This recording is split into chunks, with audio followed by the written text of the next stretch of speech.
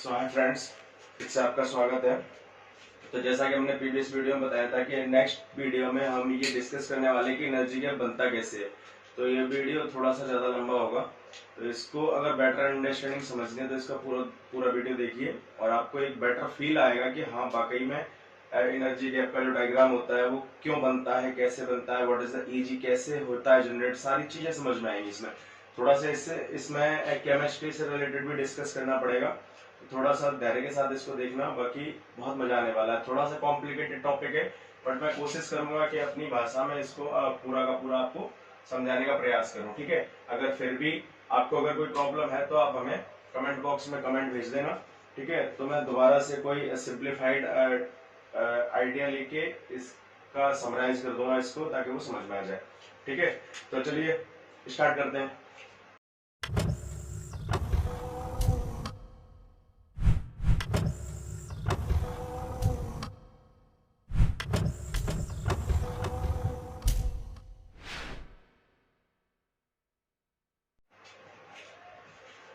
ये सबसे पहले हमारा मोस्ट पॉपुलर जो सेमीकंडक्टर है वो क्या है? सिलिकॉन। इसको हेडिंग डाल दो इसकी जरा, बैंड मॉडल।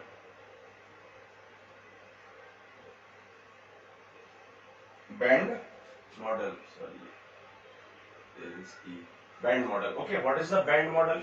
इतना वर्ड पढ़ा होगा तुमने, energy band diagram, not bond diagram. क्या पढ़ते हो? Energy band, BAND, okay. और bond it is different, both are thing. So we will discuss band model and bond model both. Okay, first we will discuss band model. What is the band model? Actually इसमें इस topic में पूरा आपको अंदर घुसेड़ दूंगा कि हाँ ये वाकई में ऐसे हो रहा होगा, तभी ऐसा हुआ है। तो जो पॉपुलर हमारा सेमीकंडक्टर है वो क्या है, उसी से समझ लेते हैं इसको। पॉपुलर सेमीकंडक्टर है हमारा सिलिकॉन, ठीक है, सबसे ज्यादा। तो सिलिकॉन का जरा कोई बताएगा एटॉमिक नंबर कितना होता है? एटॉमिक नंबर होता है 14। इसका मीनिंग क्या हुआ एटॉमिक नंबर का? कि 14 जो है हमारा सिलिकॉन का एटॉमिक नंबर, इसमें नंबर ऑफ इलेक्ट्रॉन्स कितने होंगे? इतने होंगे। केमिस्ट्री में पढ़ा है आप सबने 12th में। जितना एटॉमिक नंबर होता है उतने नंबर ऑफ इलेक्ट्रॉन होंगे, उतने ही नंबर ऑफ प्रोटॉन्स होंगे, और उसी को हम बोल देते हैं वो पूरा का पूरा क्या है? एटॉमिक नंबर, ठीक है। ये हिंदी में अगर तुमने सुना हो परमाणु क्रमांक बोलते हैं जिसको, ठीक है। तो ये तुम्हारा ये होता है सिलिकॉन। अब इसको अगर मैं इसका अबव प्रिंसिपल से अगर भरने की कोशिश करूं, इसका इलेक्ट्रॉनिक कॉन्फ़िगरेशन अगर फिल करूं तो कैसे भरोगे? इसको अगर डिवाइड करोगे तो 2, 8, 4, यही बना, ठीक है, यही बना। इस सेल, ये सेल बनी कि फर्स्ट सेल में तुम्हारे 2 इलेक्ट्रॉन आएंगे, सेकंड सेल में तुम्हारे आएंगे 8 इलेक्ट्रॉन, थर्ड सेल में 4 आएंगे। ये इतना जानते हैं आप, हम ये मान के चल रहे हैं क्योंकि हम यहाँ पे केमिस्ट्री नहीं पढ़ा रहे हैं। कि इसको तुम बोलते थे L, इसको बोलते थे M, आगे L भी बोलते थे उसको, ठीक है। तो आगे है नहीं, तो इसको मान के चलते हैं 2 और 8 और 4। जरा इसको मिटाएं, ठीक है। तुमने ये भी पढ़ा है साथ में कि एक S होता था, एक P होता था, एक D होता था, एक F होता था। पढ़ाई S में मैक्सिमम कितने इलेक्ट्रॉन आते थे? 2 इलेक्ट्रॉन आ सकते हैं। P में मैक्सिमम 6 इलेक्ट्रॉन आ सकते हैं। D में मैक्सिमम 10 इलेक्ट्रॉन आ सकते हैं। F में मैक्सिमम 14 इलेक्ट्रॉन आ सकते हैं। ये पता है ना आपको? पता है ना इनको? अब इसका मतलब क्या हुआ कि जो इसमें 2 इलेक्ट्रॉन आ रहे हैं, S में 2 इलेक्ट्रॉन, दैट मींस अगर S को इस तरीके से डिनोट करते हैं तो एक ऐसे भरते थे, एक ऐसे भरते थे, ठीक है। P में 6 आएंगे तो एक बॉक्स में 3 आते हैं, मतलब 3 डब्बे यहाँ पे होंगे। यही मीनिंग होता है।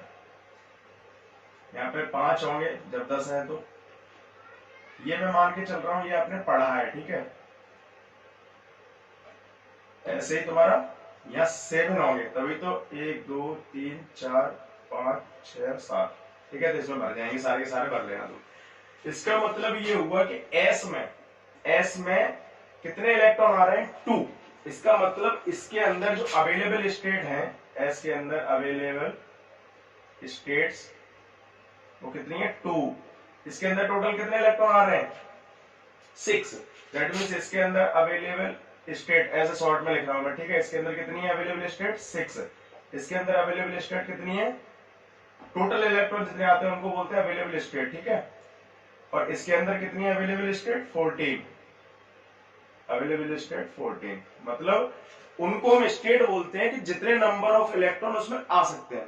अब समझ में आया? एक दिन मैं बता रहा था, जो आगे देखो टॉपिक में एनसी आएगा, डेंसिटी स्टेट। तो स्टेट का मतलब समझ में आ रहा है? स्टेट क्या होती है? स्टेट ये होती है कि कितने इलेक्ट्रॉन उसमें फिल किए जा सकते हैं, ठीक है। इसको नोट करो और इलेबोरेट करते हैं इसको, ठीक है। तो ये क्या होती हैं? ये सेल्स होती हैं, KLM, जिसको इसका 14 था ना टोटल, इसको डिवाइड किया कि फर्स्ट में 2, 8, 4, ये सेल्स होती हैं। और जो तुम्हारे SPDF होती हैं वो क्या होती हैं? सब सेल्स होती हैं, ठीक है। सब सेल्स क्या होगी? एक सेल के अंदर क्या क्या होती हैं? ये होंगी, इसके अंदर क्या होती है, इसके अंदर क्या होती है, सारी चीजें आपको समझ में आ रही होंगी, ठीक है। अब उसके बाद क्या देखते हैं, सिलिकॉन का जरा वो एक पिक्टोरियल वे प्रेजेंट करते हैं। पिक्टोरियल वे सिलिकॉन को रिप्रेजेंट करने का क्या होगा? 14 इसका एटॉमिक नंबर है, इसको ऐसा ही बोला, ठीक है, ऐसा ही बोला। तो ये तो हो गया न्यूक्लियस तुम्हारा पूरा, न्यूक्लियस हो गया। इसकी जो फर्स्ट सेल है, सेल मतलब के, इसमें कितने इलेक्ट्रॉन आ सकते हैं? कितने अवेलेबल स्टेट है? 2। दैट मींस उसमें 2 पूरे दिए गए, तो 2 तुम्हें आपको भरने पड़ेंगे। तो पहली सेल में कितने भरोगे? 2 भर दिए, ठीक है, भर दिए। एक मिनट। सेकेंड सेल में कितने हैं? एल में, ये न्यूक्लियस के जो जस्ट पहली वाली होती है उसको फर्स्ट सेल बोलते हैं। दूसरी सेल अगर हमने बनाई तो इसमें कितने भरे जाएंगे? 8। एक तो यहां भर गया, मान लो एक यहां भर गया, कहीं भी भर सकते हो तुम इसको। 4, 5, 6, 7, 8, ठीक है। लास्ट वाली सेल में कितने भरे जाएंगे? 4। ये 2, 3। इस टॉपिक में बहुत सारी चीजें क्लियर होने वाली है तुम्हें। तो देखो ये सिलिकॉन का तुमने सेल के फॉर्म में उसका वे बना दिया कि हाँ ये जो इलेक्ट्रॉन्स इसके अंदर अवेलेबल स्टेट है, इलेक्ट्रॉन्स है, वो कैसे फिल होंगे? इस टाइप से फिल होंगे। अब हम क्या करेंगे? हम बार बार इसको नहीं बनाएंगे पूरे को, क्योंकि बार बार बनाने के लिए तो बहुत लफड़ा हो जाएगा इसको।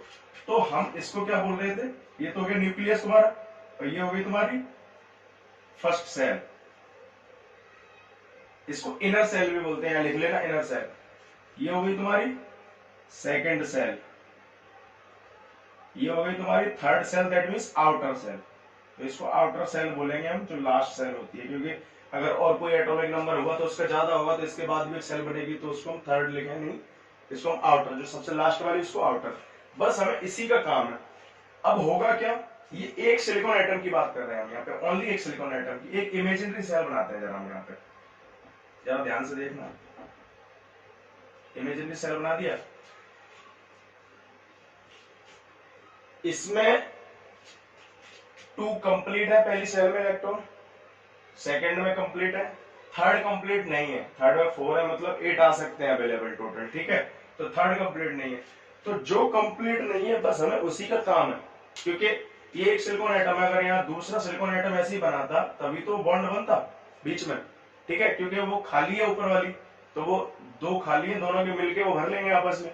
लेकिन यहाँ पे एक ही है, तो हम क्या करेंगे इसको, अब इसको ऐसे कंप्लीट ना बनाएंगे कभी भी। सिलिकॉन को जब भी बनाएंगे तब ऐसे बनाएंगे कि इस अंदर वाले बॉक्स को हम पूरा न्यूक्लियस मान के चलेंगे कि हमने +4 मान लिया। क्यों मान लिया +4? इसके आउटर सेल में कितना है? 4 है, ठीक है। और इसके अंदर जो आउटर सेल है बस वो बना देंगे, ये वाली 1, 2, 3, 4। इस डायग्राम को हमने रिप्लेस किया किससे? इससे। यही तुमने पढ़ा है। या इसको फिर ऐसे भी कर लेते हैं लोग, इस तरीके से कि SI 1 electron, 2 electron, 3 electron, 4 electron कर लेते हैं, ठीक है। तो ये 3 डायग्राम हो गए, फर्स्ट, सेकंड, थर्ड। तीनों का मतलब एक ही है, बस रिप्रेजेंट करने का तरीका अलग है कि इसको इतना ज्यादा हम बार बार बनाएंगे, इसलिए हम या तो इसको बना लें या फिर बेटर फॉर्म है कि ये बना लें पूरा का पूरा। ठीक है, इतना नोट करो इसको, फिर और इसको पढ़ते हैं इसके बारे में। तो बेसिकली हमने अब तक क्या देखा इस वीडियो में, अब तक क्या देखा कि एक हमारा सिलिकॉन एटम है, उसको हमने इस तरीके से रिप्रेजेंट कर दिया, और SI एटम है उसको इस तरीके से रिप्रेजेंट कर दिया। +4 का मतलब है उसके आउटर सेल में कितने इलेक्ट्रॉन्स हैं, ठीक है, कितने अवेलेबल, कितने इलेक्ट्रॉन्स हैं और कितने वहां पे बचे हुए, दैट मींस 4 अवेलेबल है, तो 4 ये है, ठीक है, जो 4 ये लिखा है यहाँ पे, इसका मतलब ये है ये चारों यहाँ डिनोट किए गए। 8 हो सकते हैं कंप्लीट मैक्सिमम, तो वो 8 कहीं। अब हम अभी तक क्या पढ़ रहे थे कि ये सिंगल SI एटम है, सिंगल SI एटम, ठीक है, एटम इसको देख तो सकते नहीं तो कहीं भी। अब हमने तुमसे कहा कि एक सिलिकॉन का पीस आया तुम्हारे पास, सिलिकॉन का पीस, एक टुकड़ा है सिलिकॉन का, लेट सपोज उसको ये बोल रहे हैं, ठीक है, मान लो। अब इसमें वो कह रहा है कि एक सिलिकॉन एटम से तो कुछ नहीं बनना, एक कोई डिवाइस भी बनेगी, चिप बनेगी, कुछ भी बनेगा, वो एक सिलिकॉन के उसका पीस होगा ना, उससे ही तो बन रहा होगा वो। तो उसमें एक सिलिकॉन एटम नहीं होगा, उसमें बहुत सारे सिलिकॉन एटम होंगे, बहुत सारे सिलिकॉन एटम होंगे। यहाँ तो एक की बात कर दी हमने, लेकिन यहाँ पे क्या होगा, बहुत सारे होंगे। तो बहुत सारे का मतलब क्या, लेट सपोज N है वो तुम्हारे, ठीक है। तो सिलिकॉन की जो सिलिकॉन बेसिकली N का मतलब ये हो गया कि क्रिस्टल फॉर्म, क्रिस्टल फॉर्म में ये यूज होगा तुम्हारा, जब भी कोई डिवाइस बने क्रिस्टल फॉर्म में, तो उसके अंदर बहुत सारे सिलिकॉन एटम होंगे। तो उसकी जो सिलिकॉन बेसिकली होता क्या है कि डायमंड का अगर तुमने स्ट्रक्चर देखा हो, डायमंड का स्ट्रक्चर देखा हो, तो डायमंड के ही तरह होता है इसका सिलिकॉन का। कैसे होता है, क्योंकि देखो कार्बन रिलेट होता है डायमंड से, कार्बन का डायमंड जैसा होता है। तो ये ग्रुप 4 का है, पीरियोडिक टेबल में देखोगे तो सिलिकॉन किसका है, ग्रुप 4 का, ठीक है। तो पहला होता है carbon, silicon, germanium, lead and SN, ठीक है, ये होता है तुम्हारा। तो एक ग्रुप में रखे गए तो कहीं ना कहीं उसका स्ट्रक्चर एक ही तरह होगा।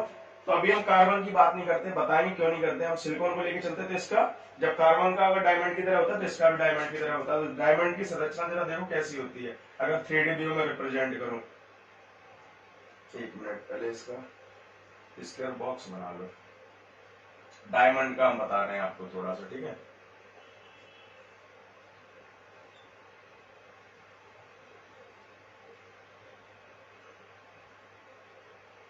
टेट्राहेड्रल होती है, ठीक है।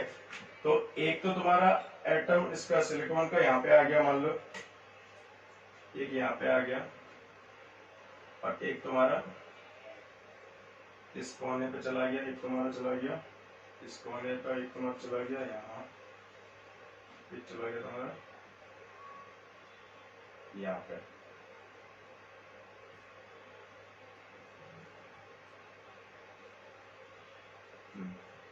एक टेट्राहेड्रल टाइप की दिख रही है। टेट्राहेड्रल मतलब ये होता है इसका कि एक बॉल यहाँ लटक रही है, एक यहाँ पे, एक यहाँ पे, ठीक है, बीच में उसका सेंटर पॉइंट है। सेंटर पॉइंट से एक धागा ये गया, यहाँ पे बॉल है, एक ये गया, यहाँ पे बॉल है, एक ये गया, ठीक है। तो 3 हो गए, एक ऊपर चला गया, तो ये टेट्राहेड्रल हो गई कंडीशन। समझ में आ गई ना। देखो टेट्राहेड्रल क्या होती है, एक ये रहा, ये बीच का पॉइंट हो गया। अब एक इधर की साइड है, एक अंदर की साइड है बोर्ड में, अंदर की साइड नीचे की तरफ देखो, और एक तुम्हारा इस साइड में, मतलब एक ये अंदर अंदर, तो एक ये इसके ऊपर, ये टेट्राहेड्रल हो गया, ठीक है। तो जो सिलिकॉन की वो होती है, इसका जो स्ट्रक्चर होता है वो सिमिलर डायमंड के होता है। तो डायमंड के होने के मतलब ये, इसका मतलब क्या हुआ कि ये क्रिस्टल फॉर्म में है, क्रिस्टल फॉर्म में है ना, तो डायमंड की तरह होगा। तो जो इसका ये एक, अब इसमें इस जो ये पीस है सिलिकॉन का, इसके अंदर बहुत सारे ऐसे सिलिकॉन एटम है। और जो सिलिकॉन, एक सिलिकॉन एटम है उसकी स्ट्रक्चर कैसा होता है, एक सिलिकॉन एटम नहीं, सॉरी, एक सिलिकॉन एटम के साथ कितने अटैच थे, 4 अटैच थे ना टेट्राहेड्रल में, एक इधर एक इधर एक इधर एक इधर, ठीक है। तो कितने थे टोटल, एक एक टेट्राहेड्रल कैसे बनता है, 5 उसके अंदर एटम होते हैं ना, समझ में आ रहा है ना। तो वो जो सेल बनी उस जो हमारा डायमंड था उसकी तरह, उसको हम बोलते हैं यूनिट सेल। ये बेसिकली तुम्हारा इसमें काम में नहीं आएगा, लेकिन हम बताना चाह रहे हैं कि एक्चुअली होता क्या है। तो उस सेल को बोलते हैं हम यूनिट सेल। तो एक यूनिट सेल में बहुत सारे सिलिकॉन एटम थे, दैट मींस 5 थे टेट्राहेड्रल में। तो ये यूनिट सेल एक क्रिस्टल फॉर्म में जो सिलिकॉन होता है उसमें एक पर्टिकुलर वे में अरेंज होते हैं। मेरा कहने का मतलब ये था, मतलब एक सिस्टमैटिक वे में, जब क्रिस्टल फॉर्म की बात करते हैं ना सिलिकॉन की, जिसका मीनिंग ये होता है कि सिस्टमैटिक वे में, और सिस्टमैटिक वे में हमारे सिलिकॉन अरेंज्ड है। अगर ये बोला जा रहा है इसका मतलब सिलिकॉन क्रिस्टल फॉर्म में यूज किया गया। मैं ये बोलना चाह रहा था कि एक पर्टिकुलर तरीके से उसमें फिक्स होते हैं सिलिकॉन एक क्रिस्टल में, क्योंकि एक सिलिकॉन एटम तो होगा नहीं, बहुत सारे सिलिकॉन एटम होंगे, ठीक है। यहां तक बात समझ में आई, इसको नोट करो।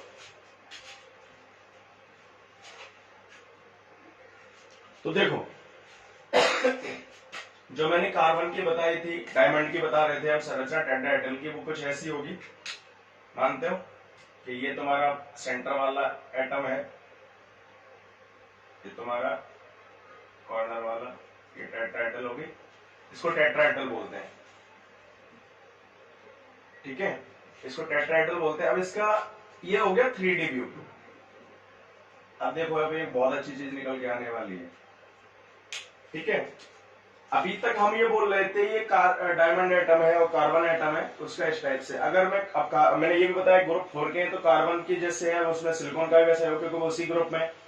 अगर मैं इसको 2D व्यू में बनाऊं तो कुछ ऐसे बनाऊंगा कि सेंटर वाला मैं यहां रखूं, ये वाला यहां रखूं, ये वाला यहां रखूं, और ये वाला यहां रखूं, और ये वाला ऊपर रखूं, ऐसे बना सकता हूं, ठीक है। तो ये 5 मैंने बोले थे ना, अभी 5 मैं बोल रहा था सिलिकॉन, ठीक है। तो 5 सिलिकॉन एटम को मैंने 2D व्यू में बनाया। तो ये भी सिलिकॉन हो गया हमारा, ये भी सिलिकॉन हो गया, ये भी सिलिकॉन हो गया, ये भी सिलिकॉन हो गया, ये भी सिलिकॉन हो गया। This is the 2D view. मैंने थोड़ी देर पहले तुम्हें ये भी बताया था कि हर सिलिकॉन एटम के आउटर सेल में कितने होते हैं, 4। बनाओ जरा, 1 2 3 4, 1 2 3 4, 1 2 3 4, 1 2 3 4, 1 2 3 4, ठीक है, ये होता है। अब जब भी सिलिकॉन एटम किसी दूसरे सिलिकॉन एटम से अटैच होगा तो फेविकोल से तो होगा नहीं, कुछ ना कुछ बन रहा होगा ना बॉन्ड। तो ये देखो हर जो एटम होता है वो आउटर सेल अपनी कंप्लीट करने की कोशिश करता है, हर जो एटम होता है वो, ठीक है। इसके आउटर सेल में कितने, 4। तो ये सोचेगा कि हमारे पास और ऐसे कुछ एटम आए जिनसे हम अपना बॉन्ड बना सके, हम स्टेबल हो जाए, ठीक है। तो ये देखो इसने इससे बॉन्ड बना लिया, इसने इससे बॉन्ड बना लिया, इसने इससे बना लिया, इसने इससे बना लिया, ठीक है। ये यूनिट सेल में बोल रहा था, यूनिट सेल। लेकिन एक यूनिट सेल, ऐसी कई यूनिट सेल अरेंज होती है उस सिलिकॉन क्रिस्टल में। तो ये यूनिट सेल इसी टाइप की तो हो गई, इसमें 5 है तो 5 मैंने यहां बना दिए। अब ऐसी कई सारी यूनिट सेल हो गए। तो यही डायग्राम देखो, अगर मैं इधर भी ऐसे खुला छोड़ दूं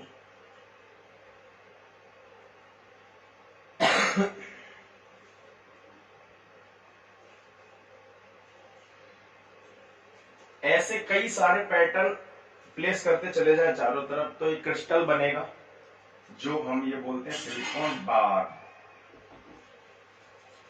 बोलते हैं। वो एक्चुअल में ये होता है, यहां से निकल के आता है कि टेट्राहेड्रल कंडीशन है, कैसे निकल के आया। तो अब तुम जरा देखोगे गौर से कि हर सिलिकॉन एटम के आउटर मोस्ट सेल में कितने इलेक्ट्रॉन हो गए, 2 2 4 2 6 2 8। ये जो बीच में जो बॉन्ड बनता है इसको बोलते हैं हम कोवैलेंट बॉन्ड। बैंड नहीं, यहाँ पे बॉन्ड। और बैंड क्या है वो हम बताएंगे अभी, कोवैलेंट बॉन्ड। तो ये इलेक्ट्रिकली काफी स्टेबल होता है, ठीक है, मतलब बहुत स्टेबल होता है, मजबूत होता है काफी ज्यादा। ये ऐसे टूटता नहीं है आसानी से, ये 2-3 कंडीशन पे टूटता है, जैसे टेम्परेचर हीटिंग ज्यादा दे दें या बहुत ज्यादा एनर्जी दे दें तब ये ब्रेक होता है, अदरवाइज ऐसे ब्रेक नहीं होता, ठीक है। तो क्रिस्टल फॉर्म में जब सिलिकॉन होता है वो काफी स्टेबल होता है, क्योंकि वो बॉन्ड कोवेलेंट बॉन्ड होता है वहां पे, वो काफी स्टेबल होता है। ये इसको नोट डाउन करो अभी। और रही बात अगर हम कार्बन की करें कि कार्बन क्यों नहीं ले रहे सिलिकॉन की जगह पे, तो कार्बन जो होता है वो फर्स्ट होता है, उसके बाद ऊपर से नीचे जाने पर जो उसकी डायमेंशन होती है एटम की वो बढ़ती जाती है। ठीक है, तो कार्बन सबसे ऊपर है, मतलब सबसे छोटा है। तो कार्बन क्या होता है, सबसे छोटा होता है, इसलिए इसके कितना होता है, इसका 6 होता है ना। तो इसको डिवाइड करोगे तो 2 into 4। ठीक है, यहाँ 3 सेल बन रही थी यहाँ, तो अगर इसका हम ये डिनोट करेंगे कि यहाँ पे हमारे 2 आए और इसमें 4 आए, और उसमें 4 कहाँ आ रहे थे, अगली वाली सेल में। तो ये काफी छोटा होता है, ये न्यूक्लियस से अटैच होता है। तो इसमें भी अगर हम कार्बन एटम यहाँ भी लगाएं, कार्बन एटम बॉन्ड बनेगा, लेकिन वो बॉन्ड इतना मजबूत होगा क्योंकि इतना छोटा है कि न्यूक्लियस के पास रहता है, तो इतना मजबूत होगा तो उसको तोड़ना थोड़ा मुश्किल होता है, इसलिए हम कार्बन को जनरली यूज नहीं करते हैं। एनर्जी गैप इसका बहुत ज्यादा होता है, अभी हम बताएंगे तुम्हें। ठीक है, एनर्जी गैप कितना होता है, ये सारी चीजें आएंगी। ठीक है, इसलिए कार्बन को ये समझ लो कि बहुत छोटा होता है, इस वजह से हम उसको सेमीकंडक्टर की तरह यूज नहीं करते। बाकी बिहेव ऐसे ही रहेगा उसका, जैसे ये बॉन्ड बने यहाँ पे, लेकिन वो बहुत छोटा होता है, तो बहुत स्ट्रॉन्ग कोवेलेंट बॉन्ड होता है, वहां पे ब्रेक नहीं हो सकते वो। ठीक है, ये नोट कर लो जरा।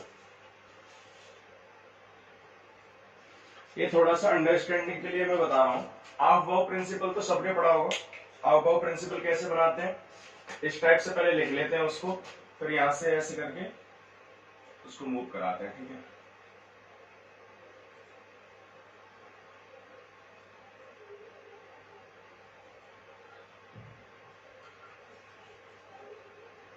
तो आबो प्रिंसिपल ये कहता है कि जब हम इलेक्ट्रॉन कॉन्फ़िगरेशन भरते हैं किसी भी एटम के लिए, तो उसमें क्या होता है, इलेक्ट्रॉन सबसे पहले किस में ऐड होता है, सबसे पहले वो लोवेस्ट एनर्जी में ऐड होता है, क्योंकि इलेक्ट्रॉन क्या चाहता है कि हम स्टेबल रहें, स्टेबल चाहता है ना वो। तो जिसमें कम एनर्जी होगी उसमें तो सबसे ज्यादा स्टेबल रहेगा।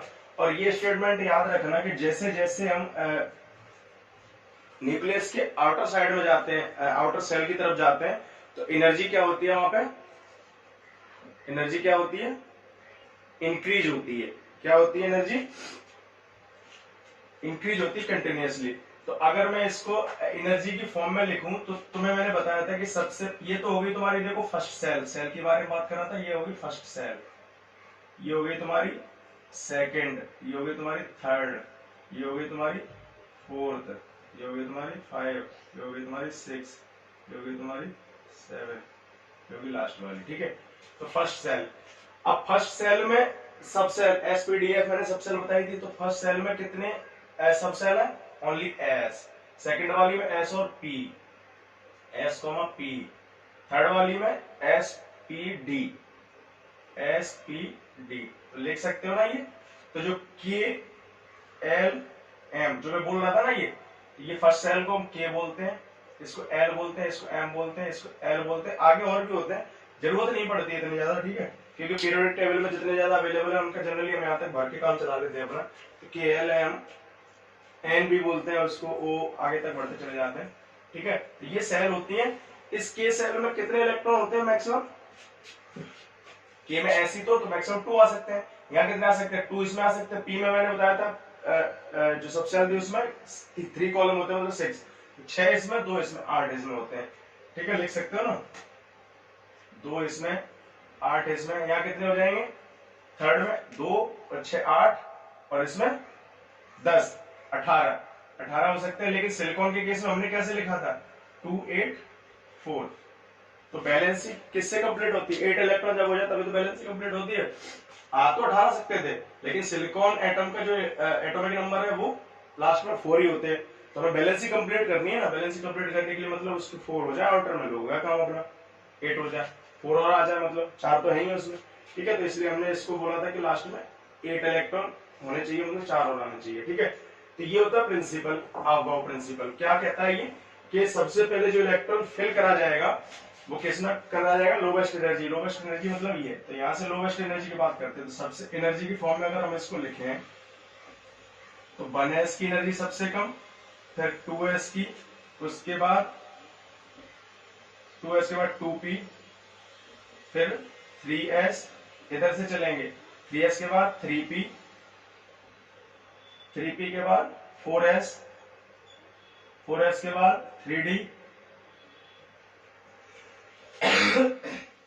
4p 5s 4p 5s ऐसे लिख लोगे तो एनर्जी इधर से इधर जाने पर एनर्जी क्या हो रही है, इंक्रीज हो रही है। तो सबसे पहले इलेक्ट्रॉन का लेफ्ट साइड में भरा जाएगा, लेफ्ट वाले में 1s पे, फिर 2s पे, तब 2p पे नंबर आएगा, क्योंकि सबसे पहले वो लोवेस्ट एनर्जी में फिल किया जाएगा। यही कहता है तुम्हारा अबाव का प्रिंसिपल।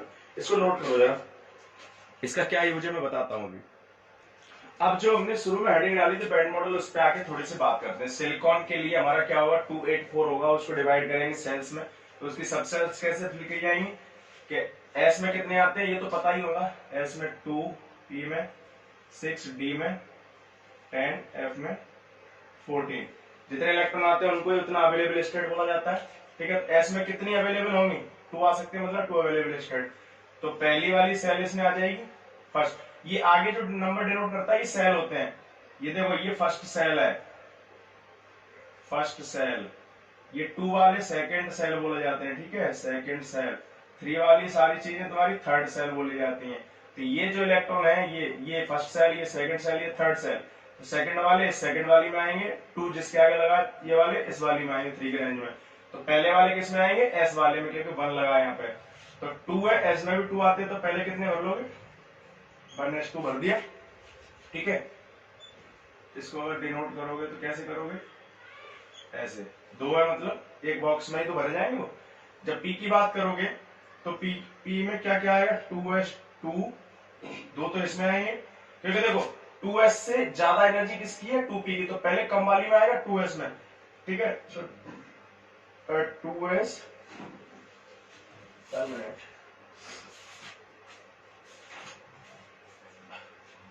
2s2 और 2p6। ओके, तो यहाँ पे s उसके बाद p के बनाओगे सेल्स। ठीक है, तो p में कितने होते हैं, 3, तभी तो 6 आएंगे। तो देखो सबसे कम एनर्जी 2s की है, तो पहले इलेक्ट्रॉन इसमें फिल होगा। ठीक है, उसके बाद इसी में होगा, क्योंकि इसकी एनर्जी कम है इस वाले की, ये 2p6 वाला है पूरा, ये 2s2 वाला है, तो इसमें फिल होगा। ये ऊपर नीचे क्यों होते हैं, इसका भी बहुत बड़ा फिर वो क्वांटम नंबर पढ़ाना पड़ेगा, वो सब छोड़ो, ये तो तुम्हें पता होगा, इसको मैं ज्यादा डिस्कस नहीं करूंगा। यहाँ पे करोगे तो पहले ऐसे फिल होते हैं, कंप्लीट जाएंगे, उसके बाद फिर, ठीक है, ये इसमें हो गया। उसके बाद कितना बचा, ये कितने हो गए इलेक्ट्रॉन, 6 2 8 हो तो 10 हो गए। अब कितने बचे, 10 8 हो तो 10 हो गए, 4 बचे। 4 किस में आएंगे तुम्हारे, 3s 3p, तो 2 इसमें आ जाएंगे, तो 6 2 8 हो 10 2 12, और बच्चे टोटल के 14 थे ना, 2 इसमें आ जाएंगे। तो क्या हो जाएगा यहाँ तुम्हारा, इसका हो जाएगा 3s2, और यहाँ p का बनाओगे जब तो 3p6 ही आएगा, क्योंकि p में 6 आते हैं। तो कितने रहेगा, 2। तो अब ऐसे नहीं भरना है, इसमें भर दिया इसी बॉक्स में नीचे भर दिया, नहीं, पहले ऐसे फिर ऐसे। ठीक है, अब ये बताओ जरा हमें कितनी अवेलेबल स्टेट है यहाँ पे, टोटल अवेलेबल स्टेट 2 भर चुकी है, 6 इलेक्ट्रॉन आ सकते थे, इलेक्ट्रॉन जितने आ सकते हैं उन्हीं को अवेलेबल स्टेट बोलते हैं। 2 आ चुके, बचे कितनी, 4। तो 4 इलेक्ट्रॉन इसमें और आ सकते हैं, यही मीनिंग है ना, 4 इलेक्ट्रॉन। जो हम कोवेलेंट बॉन्ड बना रहे थे, 2D डायग्राम में देखा हो तुमने, SI के चारों तरफ 4 एटम थे, तो 4 इलेक्ट्रॉन ही तो आ रहे थे इधर से, 4 इलेक्ट्रॉन, ये मीनिंग होता है इसका, जो वो बॉन्ड बना लेते हैं। ठीक है, ये जरा नोट करो, उसके बाद फिर देखते हैं। काफी लेंथी टॉपिक है ये। एनर्जी की फॉर्म में अगर मैं इसको रिप्रेजेंट करूं तो सिंगल सिलिकॉन एटम के लिए क्या हो जाएगा, 1s की सबसे कम है तो 1s, उसके बाद 2s, उसके बाद 2p, उसके बाद 3s, उसके बाद 3p। यहां तक तुम्हारा क्या हो रहा था, सिंगल सिलिकॉन एटम का 3p तक सारे के सारे इलेक्ट्रॉन फिल हो जा रहे थे, जो 14 इलेक्ट्रॉन थे। अब ये तो हमने किया कि 1 सिलिकॉन एटम है तुम्हारा, लेकिन रियल में हमने बताया ऐसा नहीं होता है। कोई भी डिवाइस बनेगी तो किससे बनेगी, n सिलिकॉन एटम से, n सिलिकॉन एटम होंगे। ठीक है, अब जरा यहाँ पे कोई बताएगा मुझे कि यहाँ पे अवेलेबल स्टेट कितनी थी, 2 आउट ऑफ 2 फिल है, s में 2 होती है, 2 फिल होती है, इस s में 2 आउट ऑफ 2। ठीक है, p में कितनी फिल थी, इस वाले में तो पूरी थी ना, तो 6 होती है, 6/6 फिल है। ठीक है, s में 2/2 फिल थी, p में 6 होती हैं, लेकिन फिल कितनी थी 2। यही तो फिल था। ये हो गया फिल स्टेट्स, ये हो गई तुम्हारी अवेलेबल स्टेट, ये हो गई FS। ठीक है। ये अब अगर मैं n सिलिकॉन एटम की बात करूं तो मैं इसी को मिटा के यहीं कर दे रहा हूं। ठीक है, n सिलिकॉन एटम की बात करूं तो क्या होगा, n सिलिकॉन एटम की बात करूं तो अभी तो देखो एक सिलिकॉन एटम इंडिविजुअली रखा हुआ है, उसके पास इधर उधर से सिलिकॉन एटम नहीं आए तो होगा क्या, तो उसको कोई फीलिंग नहीं आ रही होगी कि हमारे पास कोई आ रहा है कि हम उससे बॉन्ड बनाए, क्या बनाए, कुछ भी नहीं। लेकिन जैसे जैसे n सिलिकॉन एटम होंगे उसके पास आ रहे होंगे कहीं ना कहीं, तो जो एटॉमिक डिस्टेंस होगी, इंट्रा एटॉमिक डिस्टेंस बोलते हैं उसको, एक न्यूक्लियस से दूसरे न्यूक्लियस के बीच की डिस्टेंस। तो कहीं ना कहीं जब दूर है, बहुत ज्यादा दूर है, तो उसे फील ही नहीं होगा कि हमारे पास कोई है। जैसे जैसे वो पास आएगा तो उसको क्या होगा कि उसको कुछ लगेगा कि हाँ हमें कोई रिपेल कर रहा है या अट्रैक्ट कर रहा है, कुछ भी हो, उसे पता चल रहा होगा ना। तो कहीं ना कहीं जब एक सिलिकॉन एटम को दूसरे सिलिकॉन एटम के पास लाने पर उसे ऐसा फीलिंग आए कि मतलब हाँ हमारे पास एक दूसरा सिलिकॉन एटम भी है, तो उसकी वजह से क्या होगा, जो आउटर एनर्जी के आउटर जो सबसेल के इलेक्ट्रॉन है वो कहीं ना कहीं फोर्स अट्रैक्ट महसूस करेंगे एक दूसरे पे, तभी तो कोवेलेंट बॉन्ड बनेगा। क्योंकि जब उसको पता चलेगा कि हमारे पास इलेक्ट्रॉन कोई आ रहा है बाहर से, तो हम बॉन्ड बनाए। ठीक है, तो ऐसा एटम जो एक सिलिकॉन एटम दूसरे सिलिकॉन एटम को अफेक्ट करे उसको इंटरेक्टिंग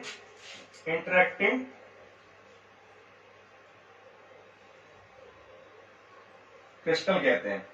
क्या कहते हैं, इंटरेक्टिंग क्रिस्टल। ठीक है, तो उसकी वजह से अब हमें तो जनरली किसी एक के लिए तो पढ़ना नहीं है, हमें तो पढ़ना बहुत सारे के लिए ना, तो हम बहुत सारे वाला डायग्राम बनाते, कैसे बनेगा, मिटा दे इसको।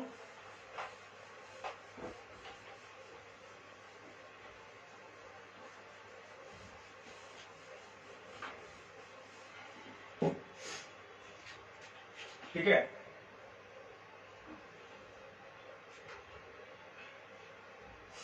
यहाँ पे हम दिखाएंगे वही इलेक्ट्रॉन एनर्जी, इलेक्ट्रॉन की एनर्जी है ना, कि इलेक्ट्रॉन फिल हो रहे हैं यहाँ पे। यहाँ R लिख लेना, इसको इंटर एटॉमिक डिस्टेंस बोलते हैं इसको। ठीक है, इंट्रा एटॉमिक डिस्टेंस।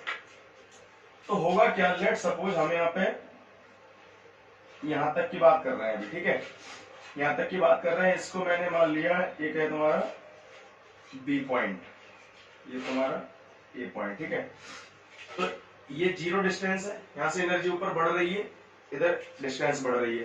तो होगा क्या कि लेट सपोज इतनी डिस्टेंस पे जब तुम्हारे सिलिकॉन एटम है, इतनी डिस्टेंस पे, तो वो क्या कर रहे हैं, उनको पता ही नहीं चल रहा है कि यहाँ पे जो है ये, इसको क्या लिखोगे 1s, इसको 2s 2p, यही लिख रहे थे ना अभी, 3s और 3p। ठीक है, इसमें मैंने बताया था कितने 2 अवेलेबल है, 2 फिल है। अगर हम n ऐसा ही एटम है यहाँ पे तो क्या हो जाएगा, 2n फिल है, 2n अवेलेबल है, केवल n ही तो लगा क्योंकि n एटम आ गया यहाँ पे। बाकी इसमें 2 फिल है और 2 वो है, और अगर n है तो n लगा दो यहाँ पे। इसमें 6n अवेलेबल है क्योंकि 6n है, तो इसमें कितने फिल है, 6n। ठीक है, इसमें 2n अवेलेबल है और 2n फिल है, इसमें 6n अवेलेबल है, 6 में से 2 ही तो फिल थी, तभी तो 4 बच रहे थे लास्ट को कोवेलेंट बॉन्ड बनाने के लिए, तो इसमें 2n फिल है। ये इसका कॉन्फ़िगरेशन लिख सकते हो। अब ये n एटम तो आ गए पास में, लेकिन एक पर्टिकुलर डिस्टेंस तक वो आए तो उनको पता ही नहीं चला कि हमारे पास कोई और सिलिकॉन एटम है। लेकिन उसको क्या किया, जैसे जैसे पास लाते गए, ये देखो r कम हो रही है, इंट्रा एटॉमिक डिस्टेंस मतलब एक दूसरे सिलिकॉन एटम को पास लाया जा रहा है, तो पास लाया गया, तो इस जगह पे आके उन्होंने क्या फील करना चालू किया कि हाँ हमारे ऊपर कोई ऐसा फोर्स लग रहा है कि हम मतलब हमें इस बात का अनुभव हो रहा है उनको कि उनके पास कोई सिलिकॉन एटम है। ठीक है, किस डिस्टेंस पे, इस डिस्टेंस पे। तो यहां तक तो क्या चल रहा था, नॉन इंटरेक्टिंग, मतलब उसको पता ही नहीं चला। लेकिन यहाँ पे इंटरेक्टिंग हो गया क्योंकि उसको पता चल रहा है कि हमारे पास सिलिकॉन एटम है। इसको नोट करो, फिर आगे बताते हैं इसका बैंड कैसे बनता है। ठीक है, तो यहां से हम कर क्या रहे थे, इस पॉइंट से हम बहुत सारे सिलिकॉन एटम को पास पास ला रहे हैं। देखो यहाँ पे कोई फीलिंग नहीं आ रही है उनको, सिलिकॉन एटम अलग अलग दूर दूर हैं, बी पॉइंट तक कोई दिक्कत नहीं, बॉन्ड बॉन्ड कुछ फॉर्म नहीं हो रहा वहां पे। उससे और पास लाए और पास आए, इस पॉइंट पे आके उसको पता चला कि हाँ यार हमें किसी दूसरे सिलिकॉन एटम के पास होने की स्थिति उसे फील हो रही है कि हाँ हमारे पास कोई दूसरा सिलिकॉन एटम है। तो जैसे इस पे आके वो इंटरेक्टिव जो तुम्हारा सिलिकॉन क्रिस्टल है उसकी तरह काम करने लगता है, मतलब एक को दूसरे सिलिकॉन एटम की प्रेजेंस पता लगने लगती है कि यहाँ पे है। अब उसने क्या किया, तो जब भी इंटरेक्टिंग तुम्हारा सिलिकॉन क्रिस्टल है, इसका मीनिंग क्या होता है कि पॉलीज प्रिंसिपल होता है एक, तुम लोगों ने पढ़ा हो कि नहीं पढ़ा हो, लेकिन उसको जस्ट थोड़ा सा बता देता हूं कि जब भी इंटरेक्टिव सिस्टम है तुम्हारा, तो उसमें पॉली प्रिंसिपल ये कहता है कि जो दो इलेक्ट्रॉन, कोई भी दो इलेक्ट्रॉन आपस में एक सेम क्वांटम स्टेट में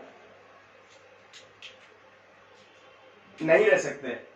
मतलब क्योंकि एक को दूसरे का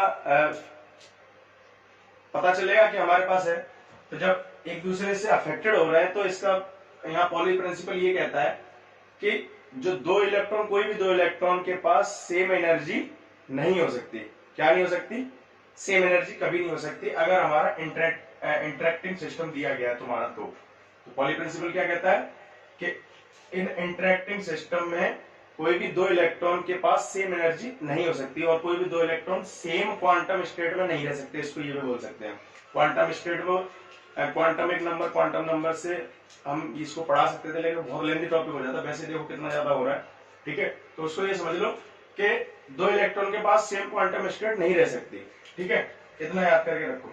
तो होगा क्या कि जैसे ही यहाँ पे उसको फीलिंग आने लगी कि हाँ मतलब यहाँ पे है, ठीक है, यहाँ पे इलेक्ट्रॉन वो दूसरा सिलिकॉन एटम है, तो वो क्या करेगा कि इसमें जो इलेक्ट्रॉन फिल होंगे वो स्प्लिट होना चालू करेंगे यहाँ पे, क्योंकि पॉली प्रिंसिपल क्या कहता है कि उनके पास सेम एनर्जी नहीं रह सकती। एनर्जी ग्राफ है, एनर्जी ग्राफ, तो यहाँ तक इस पॉइंट तक सेम एनर्जी है, लेकिन जैसे इंटरेक्टिव होने लगा वो, तो उनके पास सेम एनर्जी नहीं रहती, तो वो स्प्लिट होने लगते हैं इस टाइप से।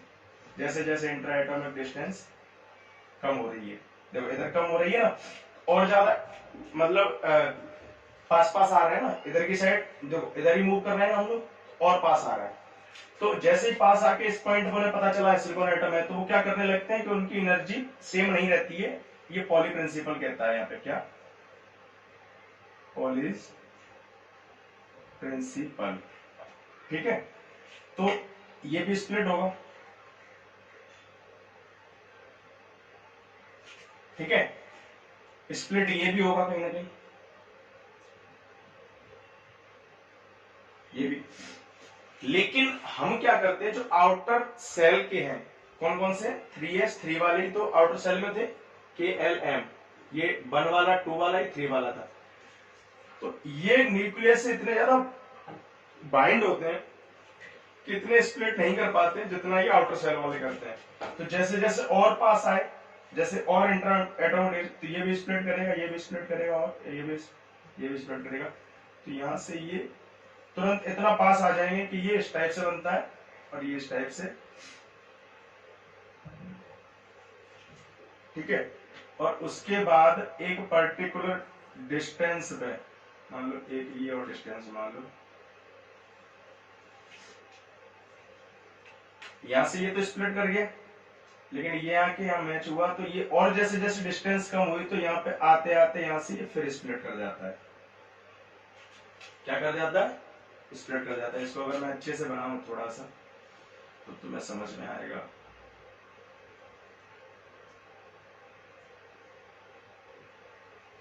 ठीक है, ये तो अब हुआ क्या यहाँ पे, इधर जरा गौर से देखो, इस जगह में कितने अवेलेबल थे? तुम्हारा था 2n थे ना, सॉरी 2n फिल थे, 6n अवेलेबल थे। हाँ? यहाँ पे 2n अवेलेबल, 2n फिल थे, 2n अवेलेबल थे इसमें, क्योंकि ये वाला स्प्लिट हुआ। इनको छोड़ दो, ये अंदर वाली बात है, उसके हम आउटर सेल की बात कर रहे हैं, तो इसको छोड़ दो। तो अगर मैं इसको थोड़ा इरेज करूं यहां से,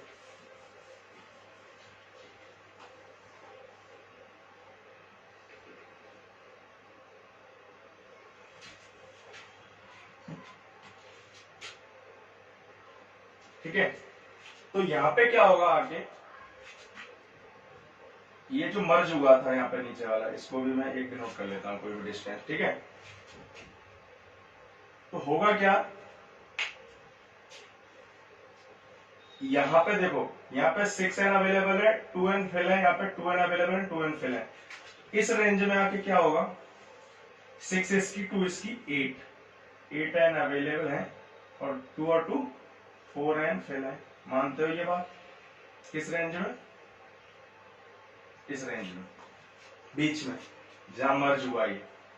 अब यहां से वो स्प्लिट होना चालू हुआ, मिडिल वाला पार्ट, तो स्प्लिट होना चालू हुआ तो क्या होगा कि एक पर्टिकुलर डिस्टेंस की बात की r, हम n सिलिकॉन एटम को ही तो इस एनर्जी जो डायग्राम हमने बनाया इसे पास पास लेके आ रहे हैं। तो जब यहाँ पे B पे था, क्या कोई कोवेलेंट बॉन्ड बना था? नहीं बना था, क्योंकि वो इतनी ज्यादा दूरी पे थे, उसको एक दूसरे की प्रेजेंस पता ही नहीं लग रही थी। जैसे जैसे पास आए तो यहाँ से उनकी एनर्जी स्प्लिट चालू हुई, मतलब बॉन्ड बनना जस्ट शुरू हुआ है इस पॉइंट पे, स्प्लिट हुई और पास आए। तो इसमें कितनी अवेलेबल स्टेट थी?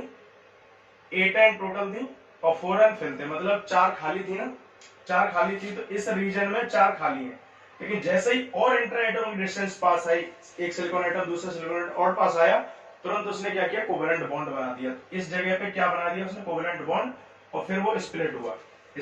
तो अब क्या होगा, अब जरा देखो गौर से, इसमें 4n फिल थी, 8n अवेलेबल थी। अब यहाँ पे क्या होगा, इस जगह पे अगर मैं बात करूं, टोटल 8n है ना यहाँ, तो 4n अवेलेबल है यहाँ पे और 4n फिल। ये समझ में आ रहा है? ये मैंने क्या लिखा, ये लिखा कि एक सिलिकॉन एटम की बात करें तो 4 ही तो अवेलेबल थी और 4 उसमें फिल थी। अगर वो फिल कर दी जाए तो यहाँ तुम्हारे कंप्लीट बॉन्ड बन चुका। ये बॉन्ड ही तो बना रहे हैं, एटॉमिक डिस्टेंस कम कर रहे हैं, इसका मतलब क्या कर रहे हैं, वो बॉन्ड बना रहे हैं। तो 4n तुम्हारी अवेलेबल थी, उसमें चारों फिल हो गई, क्योंकि पी वाले में कितने 2 इलेक्ट्रॉन भरे थे और 4 खाली थे, तो 4 अवेलेबल है, चारों भर गए। तो यहाँ पे क्या हुआ, बन गया। अब टोटल तो 8 थी, तो यहाँ पे 4n है, यहाँ पे 0 है, क्योंकि 4 अवेलेबल थी ना, यहाँ पे 4 ही तो खाली है। इसमें देखो 4n भरे हुए मतलब 4n खाली है, तो 4n खाली है मतलब उसमें 4n हमने भर दिया, तो यहाँ बॉन्ड बन गया कंप्लीटली। यहाँ 4n खाली रहेंगी टोटल, तो यहाँ पे तुम्हारा 0, इसी को बोलते हैं, ये 0 केल्विन की बात कर रहे हैं अभी हम, ठीक है, इक्वल टू 0 केल्विन की बात कर रहे हैं। इक्वल टू 0 केल्विन पे बात करोगे तो अब क्या होता है, अब ये कुछ कुछ बन रहा है, देखो कुछ कुछ बन रहा है। इस जो पार्ट होता है, ये वाला पार्ट, ये जिसमें 0 इलेक्ट्रॉन्स हैं, ये स्टेट इलेक्ट्रॉन मतलब 0 इलेक्ट्रॉन 0 केल्विन पे, और 4n अवेलेबल स्टेट है। इसका मतलब क्या हुआ कि ये हो गया तुम्हारा कंडक्शन बैंड, क्योंकि इसमें नो इलेक्ट्रॉन है एट 0 केल्विन पे। ये तुम्हारा क्या हो गया, कंप्लीटली फिल हो गया, मतलब बैलेंस बैंड, ठीक है। और अगर हम एक डिस्टेंस की बात करें तो ये तुम्हारा जो होता है वो क्या होता है, एनर्जी गैप, ठीक है, समझ में आ रहा है। अब इसको अगर मैं यहां से थोड़ा सा मिटा दूं, ये यहां बना दूं, अगर मैं यहां से इस टाइप से ड्रॉ कर दूं,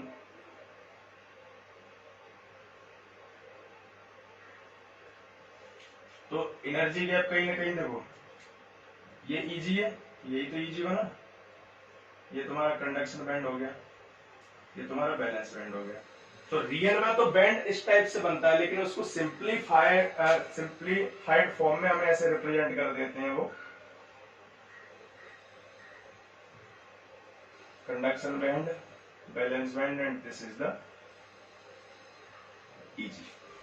ये ईजी ये होता है, कैसे बनता है ये समझ में आ गई। अब जरा ये बताओ अगर इंट्रा एटॉमिक डिस्टेंस हम कितनी ज्यादा डिक्रीज कर सकते हैं, क्या और ज्यादा डिक्रीज कर दें, क्या कर सकते हैं, क्योंकि डिक्रीज करोगे तभी तो कोवेलेंट बॉन्ड बन रहा होगा। तो होता यह है कि इंट्रा एटॉमिक डिस्टेंस डिक्रीज करते करते कोवेलेंट बॉन्ड बना, क्या और डिक्रीज करते हैं, तो इसका आंसर ये है कि नहीं कर सकते। क्यों नहीं कर सकते, क्योंकि फिर सिलिकॉन का जो एटम है अंदर एटम, तो वो एक दूसरे को रिपेल करने लगता है। तो एक पर्टिकुलर पॉइंट पे आके वो बॉन्ड बन चुका होता है, ठीक है, उससे ज्यादा ना तो हम डिक्रीज कर सकते हैं इंट्रा एटॉमिक डिस्टेंस। तो उस पॉइंट से जब हम डिक्रीज ना कर पाए तो उस फॉर्म पे, उस पॉइंट पे जब जाके वो क्रिस्टल बना है, क्रिस्टल बना क्योंकि एटम पास पास आ रहे तभी तो क्रिस्टल बना, उसी को हम उसी पॉइंट पे बोल देते हैं कि क्रिस्टल बन चुका।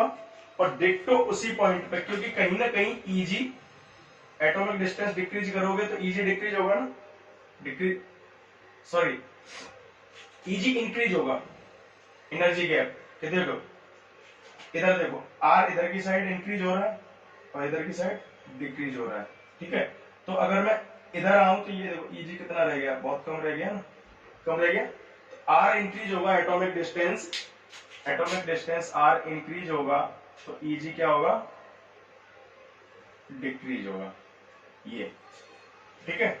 एनर्जी गैप क्या, और जब तुम्हारा आर डिक्रीज होगा तो एनर्जी गैप इंक्रीज होगा, एनर्जी गैप इंक्रीज होगा क्योंकि वो टाइटली बाउंड रहेंगे।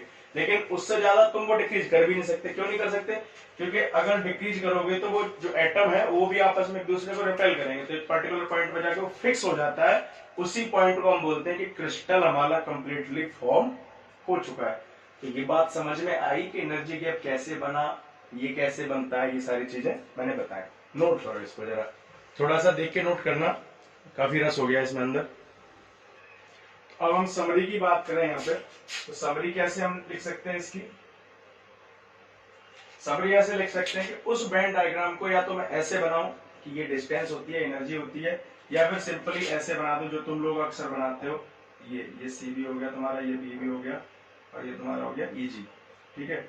इसका मीनिंग यही होता है कि यहाँ से लेकर ऊपर जाने पर एनर्जी इंक्रीज हो रही है, इधर जाने पर डिस्टेंस इंक्रीज हो रही है। अगर ऐसा भी बनाए तो इसका मीनिंग ये होता है।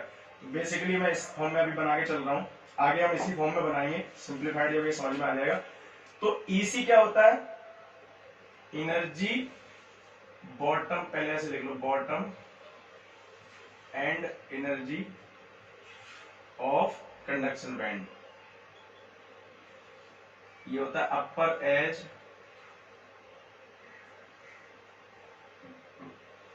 यहां भी एज ही लिखो इसको, edge energy of valence band, ठीक है। ईजी हम क्या लिख सकते हैं यहां से, E G equal to E C minus E B लिख सकते हैं, ये तुम्हारा एक फॉर्मूला होता है बेसिकली, ठीक है। मैंने एक स्टेटमेंट और बताया था तुम्हें, नोट करके लिख लो यहाँ पे। मैंने बोला था जब आर इंक्रीज होगा, आर इंक्रीज होगा तो क्या होगा तुम्हारा ईजी, पहला इसको लिखो आर, मैंने बताया था ईजी विल बी डिक्रीजेज, यही बताया था।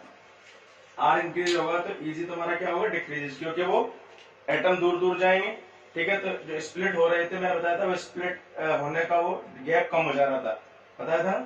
तो आर होने पे ईजी डिक्रीज होगा। सेकंड, यहां से अगर टेम्परेचर बढ़ाओगे, थियोरेटिकली हमें पता था टेम्परेचर बढ़ाने पे ईजी डिक्रीज होता है। क्यों होता है, टेम्परेचर बढ़ाओगे तो होगा क्या, मेटेरियल में टेम्परेचर बढ़ेगा मतलब वाइब्रेशन होगा, कहीं ना कहीं एक्सपेंड होगा, टेम्परेचर बढ़ेगा तो एक्सपेंड होगा तो इंट्रा एटॉमिक डिस्टेंस क्या होगी, इंक्रीज होगी। तो टेम्परेचर, अब देखो अभी हमने पिछले प्रीवियस हम ये बोलते थे टेम्परेचर बढ़ाओ ईजी डिक्रीज होगा, ये तो बोलते थे, लेकिन ये क्यों होता था, इसके अंदर का पार्ट ये है कि टेम्परेचर बढ़ेगा, मटेरियल एक्सपेंड होगा, जिसकी वजह से आर इंक्रीज होगी, और आर इंक्रीज होने की वजह से क्या होता है, ईजी डिक्रीज होता है। इतनी बीच की चीजें हमने अब बताई आगे, जबकि पहले हम क्या बोल रहे थे, टेम्परेचर इंक्रीज होता है ईजी। याद भी हो तो मेरा रिलेशन मैंने ये लिखा था, E G T equal to E G not minus beta into T, ये लिखा था, लेकिन अब ये होता है। तो ये दोनों चीजें आपको नोट करनी है, ठीक है, इतना। अब हम एक चीज और यहाँ पे, हाँ इसी में बता दे रहे हैं, बैलेंस बैंड में था क्या, थोड़ी देर पहले बताया था मैंने कि 4n टोटल अवेलेबल थी, 4n हमारी फिल्ड हो गई, तो कंप्लीट बॉन्ड बन चुका, ठीक है। और यहाँ पे 4n अवेलेबल तो है, लेकिन तुम्हारा 0n इसमें फिल्ड है कंडक्शन बैंड में। इसका मीनिंग यही था ना, पिछले डायग्राम में मैंने बनाया था। तो इसका मीनिंग क्या हुआ कि तुम्हारा जो बैलेंस बैंड है ये काफी कंप्लीट फील्ड है। अभी ये 0 केल्विन पे बनाया है हमने, T इक्वल टू 0 केल्विन, ठीक है। और ये कंप्लीटली एम्प्टी है क्योंकि इसमें 0 फिल है, ठीक है। तो इसका अब हम ये बोल रहे हैं यहाँ पे कि 0 केल्विन पे बैलेंस बैंड पूरा का पूरा इलेक्ट्रॉन से भरा है, क्योंकि बॉन्ड बना होगा तो कहीं ना कहीं इलेक्ट्रॉन नहीं बना है। अभी होल छोड़ो, अभी होल के बारे में छोड़ ही दो कि बैलेंस बैंड होल से रिलेटेड होता है, ऐसा कुछ नहीं। बैलेंस बैंड कंप्लीटली इलेक्ट्रॉन से फिल्ड है, कोई जगह ही खाली नहीं है वहां पे कि इलेक्ट्रॉन वो मूव कर पाए। होल कभी मूव नहीं करता है, होल कुछ नहीं है, अभी मैं बताऊंगा होल का कॉन्सेप्ट होता है क्या है। इलेक्ट्रॉन अभी ऐसी कोई जगह ही नहीं है कि इलेक्ट्रॉन कहीं मूव कर पाए, क्योंकि कंप्लीट जो जगह थी खाली स्टेट जिनको बोलते हैं वो सारी की सारी भरी हुई है। लेकिन इसमें अवेलेबल स्टेट कितनी है, n नंबर ऑफ, ठीक है। और ये तुम्हारा 0, तो इसमें जगह है घूमने के लिए, बट वहां पे कोई इलेक्ट्रॉन ही नहीं है। तो अभी कंडक्शन क्या होगा, 0, क्योंकि कोई ऐसी जगह नहीं है यहाँ पे कि यहाँ से इलेक्ट्रॉन मूव करके यहाँ जा पाए, क्योंकि हमने टेम्परेचर तो बढ़ाया नहीं, इंक्रीज वगैरह कुछ नहीं किया, ठीक है। तो हम यही बोलते हैं कि कंडक्शन बैंड में सारी की सारी जगह खाली है, पूरा का पूरा इलेक्ट्रॉन से खाली है एट 0 केल्विन पे, और बैलेंस बैंड कंप्लीटली पूरा का पूरा भरा हुआ है एट 0 केल्विन पे। इतना हमने अब तक पढ़ा। अगर कोई क्वेश्चन हो आपका तो अभी हमें वीडियो खत्म होने के बाद कमेंट बॉक्स में भेजना, और देखते हैं इसके बारे में, जरा नोट करो ही। तो एक बार हम फिर से वो रिपीट कर दें जो हमने अभी तक प्रीवियस क्लासेस में पढ़ाया था। सो एनर्जी गैप अब समझ में आ गया क्या होता है एनर्जी गैप। तो अब हमारा सिलिकॉन की अगर हम बात करें तो ये तुम्हारा होता है T इक्वल टू 0 केल्विन, यहाँ पे बात करते हैं T इक्वल टू 300 केल्विन की बात करते हैं यहाँ पे, यहाँ Eg बात करते हैं। और ये तुम्हारा सिलिकॉन के लिए हो गया, ये तुम्हारा जर्मेनियम के लिए हो गया, ठीक है। तो सिलिकॉन के लिए कितना होता है 0 केल्विन पे 1.21 इलेक्ट्रॉन वोल्ट, ठीक है। और इसके लिए 300 केल्विन पे 1.1 इलेक्ट्रॉन वोल्ट। इसके लिए कितना होता है ये जर्मेनियम के लिए, कोई बता सकता है? इसके लिए होता है तुम्हारा 0.72 इलेक्ट्रॉन वोल्ट और 0.785 इलेक्ट्रॉन वोल्ट। ये तुम्हारी वैल्यू होती है, स्टैंडर्ड वैल्यू। ये आपको याद करनी है, किसमें होता है, इलेक्ट्रॉन वोल्ट में होता है, ठीक है। ये होता है 0.6 लिख रखा है, कोई नहीं, ये स्टैंडर्ड वैल्यू है। 0.782 होता है, क्या होता है देख लेना एक बार से क्या होता है वैल्यू ये, ठीक है। ये तो करेक्ट है आई थिंक। वैल्यू थोड़ी कई बुक में कुछ चेंज दे देते हैं, कहीं 0.66 दे देते हैं, कहीं पे यहाँ 0.78 दे देते हैं, 5 नहीं देते हैं, ठीक है। तो 0.785 में लिख रहा हूँ, बाकी ये होता है। दूसरा, अब मैंने क्या क्या पढ़ाया, ये तो वो हो गया एक टेबल को, इसको मिटा रहा हूँ, ठीक है, लिख लेना था। मैंने 3 चीजें पढ़ाए, क्या क्या पढ़ाया, ये समरी चल रही है, मैंने पढ़ा दिया। ऐसे तुमसे कोई बात कर रहा था कि ये सिलिकॉन क्रिस्टल है, ठीक है। इसके बारे में मैंने क्या पढ़ाया, एक तो बैंड मॉडल पढ़ाया। अब बैंड मॉडल समराइज करता हूं, बैंड मॉडल था क्या। बैंड मॉडल कुछ नहीं था, जो तुम ये पढ़ के आ रहे थे, ये R, ये तुम्हारा E, ये Eg, ये हो गया तुम्हारा बैलेंस बैंड, ये हो गया कंडक्शन बैंड। ये तुम्हारा बैंड मॉडल था, ठीक है, जो यहाँ पे EC डिनोट करते थे, EB। एक तुमने ये पढ़ा था कि सिलिकॉन था, यहाँ भी सिलिकॉन था, यहाँ भी सिलिकॉन, यहाँ भी सिलिकॉन, यहाँ भी सिलिकॉन। तो इसमें 4 थे, इसमें भी 4 थे, इसमें भी 4 थे, इसमें भी 4 थे, इसमें भी 4 थे। ये बॉन्ड बनाए थे मैंने ऐसे करके, ठीक है। तो ये जो डायग्राम था, या और इसको ऐसे बनाऊं, इस वाले को ऐसे करके, ये Eg conduction band, balance band, ठीक है। ये तुम्हारा होता है बैंड मॉडल, या इसको ऐसे कहूं, ठीक है। इसको बोलते हैं बॉन्ड मॉडल। क्या बोलते हैं, क्योंकि अब बॉन्ड क्रिएट हो रहा है तो इसको हम बॉन्ड मॉडल बोलते हैं, इसको बैंड मॉडल बोलते हैं, और इसको सिंपली क्रिस्टल बोलते हैं, ठीक है। तो अब हम जब भी इंट्रिंसिक सेमीकंडक्टर प्योर पढ़ेंगे, ठीक है, उसके वैसे हमने बेसिकली बता दिया है, लेकिन अब हम एन टाइप की और पी टाइप की सबकी अब जैसे जैसे आगे बढ़ते जाएंगे वैसे वैसे बताएंगे तो हम और 3 चीजें बताया करेंगे। पहला सिलिकॉन क्रिस्टल, इसका मतलब कुछ नहीं है, बॉक्स, इसमें बहुत सारे सिलिकॉन एटम है, एन, ठीक है, ये पहली बात होगी। दूसरी बात होगी उसका बैंड मॉडल की बात करेंगे, बैंड मॉडल डिजाइन करेंगे, बैंड मॉडल मतलब इस टाइप का डायग्राम। थर्ड हम बॉन्ड मॉडल डिजाइन करेंगे। क्या क्या करेंगे? सिलिकॉन क्रिस्टल, सिलिकॉन क्रिस्टल तो वो हम यहाँ लिख देंगे, अगर एन टाइप का तो एन, ये तो एन वो नंबर ऑफ वो है एटम कितने, ठीक है, N type, P type, band model इस टाइप का डायग्राम होगा, बॉन्ड मॉडल इस टाइप का डायग्राम होगा। अगर हम T इक्वल टू 0 केल्विन पर बात कर रहे हैं तो T इक्वल टू 0 केल्विन पर हम तीनों चीजों की बात करेंगे। फिर अब आगे अगर T इक्वल टू 300 केल्विन बात कर रहे हैं तो T इक्वल टू 300 केल्विन तीनों चीजों की बात करेंगे। तो हम यहाँ से हमारा एक बेसिक बनता है कि हम आगे कैसे बढ़ने वाले हैं और कैसे उसको डिस्कस करने वाले हैं। तो ये सारी चीजें समझ में आ गई, तो बस, और आगे तो कुछ बच नहीं रहा है इसमें, ठीक है। बाकी मैंने अपना बेस्ट दिया है, अगर फिर भी आपको कोई प्रॉब्लम है तो आप हमसे पूछ सकते हैं कमेंट बॉक्स में, ठीक है। और अगर कहीं ना कहीं आपको अगर हमारे ये क्या बोलते हैं पढ़ाए हुए वीडियो लेक्चर समझ में आ रहे हैं तो आपसे मेरी हम्बल रिक्वेस्ट है कि प्लीज इसको लाइक एंड शेयर सब्सक्राइब करिए, ताकि देखो कई जगह मैंने ये लेक्चर देखे थे, मैंने भी कहीं से पढ़ा है, ऐसी बात नहीं है, ठीक है, तो वहां मुझे प्रॉपर अंडरस्टैंडिंग समझ में नहीं आती थी। कोई आबो प्रिंसिपल नहीं बता रहा है, कोई उसका कुछ नहीं बता रहा है, कोई स्प्लिट कैसे हो रहा है, क्या बिल्कुल कंफ्यूजन रहता था। तो मैंने खुद से अपने प्रॉपर नोट्स बनाए थे, मैंने कहा चलो इसको डिस्कस करूंगा, एक ही चीज में सारी चीजें। आई होप मैंने जिससे जैसे पढ़ाया है मेरे अकॉर्डिंग, जहां तक मैं सोच पा रहा हूँ, कंप्लीटली क्लियर हो गया होगा आप लोगों को। अगर फिर भी नहीं हुआ है तो आप हमसे कमेंट बॉक्स में कुछ भी पूछ लेना, किसी भी वीडियो में टाइम डाल देना कि सर इस टाइम पे हमें ये समझ में नहीं आया था, तो मैं वहां पे आपको एक्सप्लेन कर दूंगा या नोट्स डाल दूंगा, कुछ भी कर दूंगा, ठीक है। तो ये सारी चीजें मेरी तरफ से मैंने अपना बेस्ट दिया है, और आपसे मैं इतना ही चाहता हूँ कि इसको जितना हो सके लाइक शेयर सब्सक्राइब करिए, ताकि ये वाकई में बहुत डीप चीज थी, तो जिनके पास ये नहीं पहुंच पा रहा है उनके पास भी पहुंचे। और हम और आपका सबका ही कर्तव्य बनता है कि अगर किसी के पास मनी नहीं है, क्योंकि एक इंजीनियरिंग सब्जेक्ट को पढ़ने के लिए 4 से 5 हजार रुपए किसी कोचिंग में फीस देनी पड़ती है, ठीक है, बहुत ज्यादा होती है एक लोग के लिए, क्योंकि जिनके पास अवेलेबल नहीं है।